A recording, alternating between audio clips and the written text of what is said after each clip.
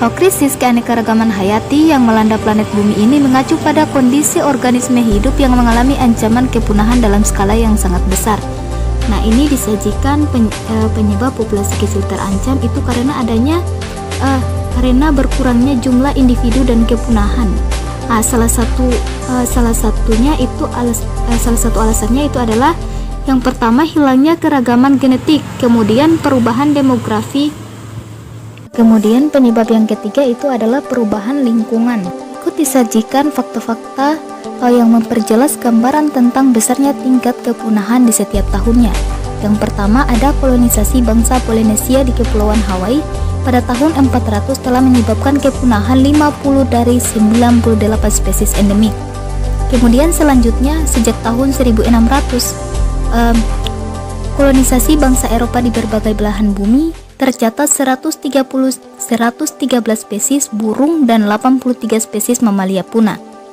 Kemudian berikutnya antara tahun 1850 dan 1950 rata laju kepunahan spesies diperkirakan 1 spesies per tahun. Kemudian revolusi hijau menyebabkan hilangnya varietas lokal dari jenis jagung gandum itu di mana di Indonesia tercatat 1.500 varietas padi lokal telah punah dalam 15 tahun terakhir.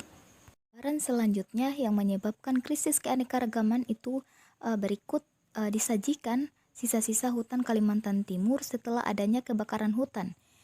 Akibatnya menyebabkan hilangnya keanekaragaman sehingga menyebabkan krisis keanekaragaman.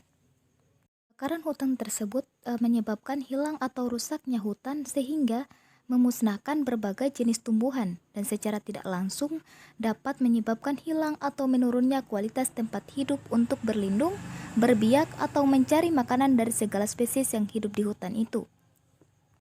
Kemudian topik yang kedua itu adalah karakteristik spesies yang dilindungi. Tahukah kamu ada beberapa spesies yang dilindungi namun terancam punah?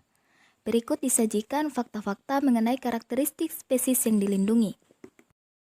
Undang-Undang Konservasi memberikan sanksi hukum, yaitu penjara maksimal 5 tahun dan denda paling banyak 100 juta rupiah bagi pelaku kejahatan terhadap satwa dilindungi. Tapi, undang-undang ini perlu peran serta berbagai pihak, termasuk kamu.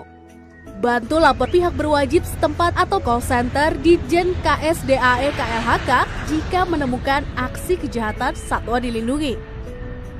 Kontribusi Anda sekecil apapun sangat penting untuk bantu kelangsungan hidup satwa dan kehidupan kita.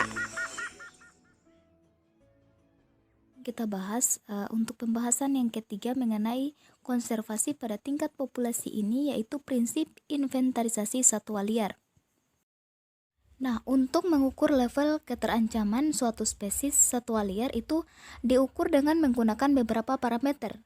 Yang pertama itu adalah status populasi, kemudian kecenderungan pertumbuhan populasi, selanjutnya status luas penyebaran dan kemungkinan atau peluang kepunahannya dalam kurun waktu tertentu.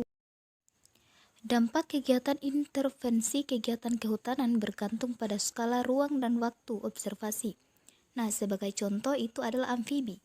Amfibi bisa menurun jumlah populasinya dalam celah atau rumpang akibat tumbangnya pohon dan penebangan.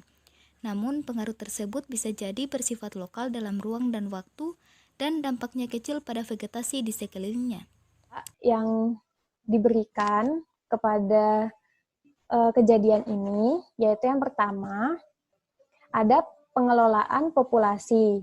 Nah, pengelolaan populasi itu meliputi inventarisasi dan pemantauan populasi, asesmen keragaman genetik, pencegahan pemburuan liar, membangun rescue center atau pusat penyelamatan satwa liar akibat konflik sebagai langkah awal mengembalikan populasi satwa, merelokasi satwa liar dari populasi yang terisolasi untuk menyelamatkan populasi yang mengalami penurunan.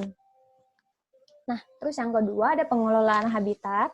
Nah, pengelolaan habitat ini dilakukan melalui rehabilitasi atau restorasi, lalu pengembangan High Conservation Value Forest atau HCVF untuk habitat satwa liar di luar kawasan konservasi, lalu pembinaan habitat berbasis lanskap, mengendalikan spesies invasif yang berakibat negatif pada daya dukung habitat satwa liar. Nah, lalu yang ketiga ada peningkatan profesionalitas dari aparat. Dapat dilakukan melalui pelatihan penanganan satwa, pelatihan survei dan pemantauan satwa, pelatihan patroli anti perburuan dan pelatihan pengelolaan populasi, lalu pelatihan pengelolaan data dan pelaporan, pelatihan interpretasi ekowisata satwa liar, lalu pelatihan penyuluhan dan penyediaan tenaga ahli medis veteriner, terutama untuk penanganan penyakit dan pasca konflik. Nah, yang selanjutnya itu ada peningkatan program kerja antar pihak. Nah, peningkatan program kerja sama antar pihak itu meliputi pembentukan kemitraan untuk pendanaan konservasi satwa liar, penggalangan dana mitra, dan pembentukan forum konservasi satwa liar. Untuk peningkatan popularitas dan nilai ekonomi satwa liar itu dilakukan melalui pengenalan satwa liar kepada masyarakat luas, pendirian ekowisata satwa liar, membuat kajian serta sosialisasi dari valuasi ekonomi konservasi satwa liar sebagai pedoman pengembangannya. Sekian pembahasan kita kali ini, saya akhiri dengan ucapan terima kasih dan semoga bermanfaat.